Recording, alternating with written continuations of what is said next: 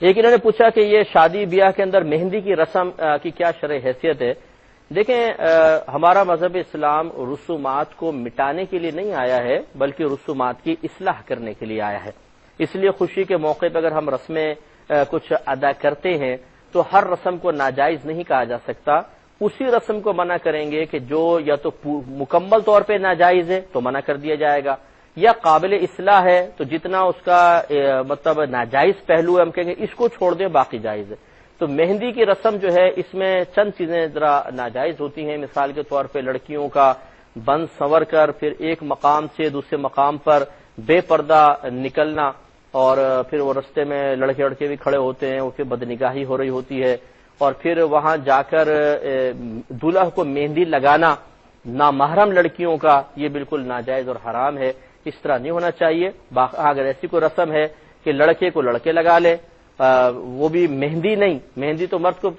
لگانا منع ہے، لیکن چلے یہ خوشی کے موقع پر چہرے وغیرہ پہ ایسے مذاق میں کرنے میں چل جائے گا، لیکن یہ ہاتھ پہ بنانا اور نقش و نگار بنانا یہ مرد کے لیے ناجائز رکھا ہے۔ اور یہ شاید بعض لوگوں کے لیے ایک نئی بات ہو کہ یہ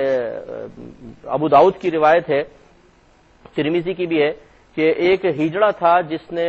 مدینہ منورہ میں اپنے ہاتھ پہ مہندی لگائی تھی،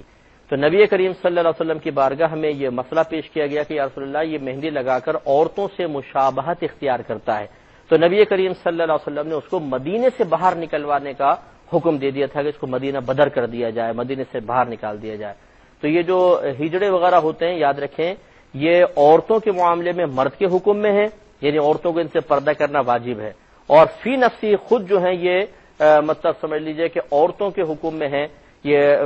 مطلب جو مرد ہیں جن میں مردوں کی علامات زیادہ ہیں مرد کے حکم میں ہوں گے، جس میں عورت کی علامات زیادہ ہیں وہ عورتوں کے حکم میں ہوگی، تو ان کو